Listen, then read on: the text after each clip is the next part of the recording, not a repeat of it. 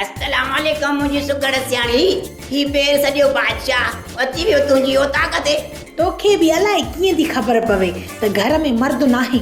अमां पंहिंजे मर्दनि खां पाण सवा सेरायो छा त तुंहिंजी भेण चंबो थी हणे कसम खुदा जो कलवाड़ाई पेराए थी छॾे जेकॾहिं पुलिस में जलाद जी नौकरी करी त ऑफर लेटर तयार आहे। एॾा एॾा एॾा मूंसां ॻाल्हाए मूंसां वॾेरनि जा चमचा। सुगड़ सियाणी हिन जो त मिड़ई बहानो आहे मिलण त असुल मां तूं सां आयो आहियां छो त आशिक़ मजबूर आहे भली केॾो बि कंधार हुजे मजबूर आहे आशिक़ मजबूर आहे भली केॾो बि कंधार हुजे। छो आयो आहीं? समझी वञ न। छा समझी वञा? हिकु खूबसूरत नौजवान हैंडसम छोकिरो ऐं हिकु खूबसूरत हसीन पुरकशिश कुराड़ीअ ॾे छो ईंदो आहे? मोचड़ा खाइण? न न मोचड़ा खाइण लाइ ज़ाल ई काफ़ी आहे। तो जहिड़ी सोणीअ वटि त आशिक़ वेचारो ख़र्च ॾियण ईंदो आहे। चङो हाणे ख़र्च ॾे हाणे तव्हां हलण जी कर न त ॾितल अची वेई न त ॿीड़ा पैसा वठंदी। मां त तोखे कुश्ती मुक़ाबले खटण जी मुबारक ॾियण आयो आहियां।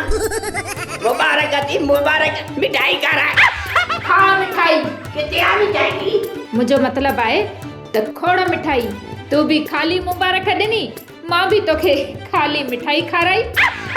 हाणे तूं मुबारक पैसनि सां ॾे त मां बि तोखे मिठाई खारायां थी। सोडी मूंखे हिकिड़ो ज़रूरी कमु यादि अची वियो आहे। मां धिका दादा खाई छॾींदुसि मिठाईअ जी ज़रूरत न आहे। हाणे मां हलां थो।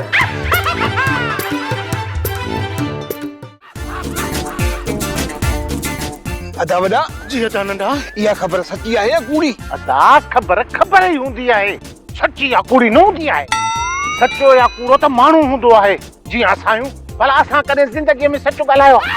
अदा मुंहिंजे चवण जो मक़सदु इहो आहे त असां जेका ख़बर सॼे ॻोठ में हलाई आहे त टोनी हलण खे जमाल घोटो पीआरियो आहे इहा ख़बर सची आहे अलाए कूड़ी? अदा इहा ख़बर त मूंखे कान्हे का त इहा ॻाल्हि सची आहे या कूड़ी।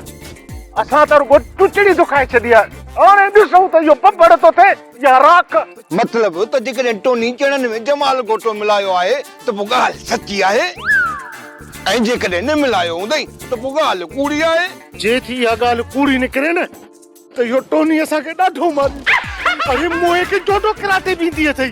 भॼण त कोन थो अचेसि न असां भॼी वेंदासीं पुॼंदो त मारींदो न। सोप सीरियल मशकरनि जो ॻोठ सीज़न 2 जा तमाम एपिसोड्स ॾिसो हाणे HD क्वालिटीअ में। विज़िट करियो असांजो YouTube channel Sindh TV HD drama.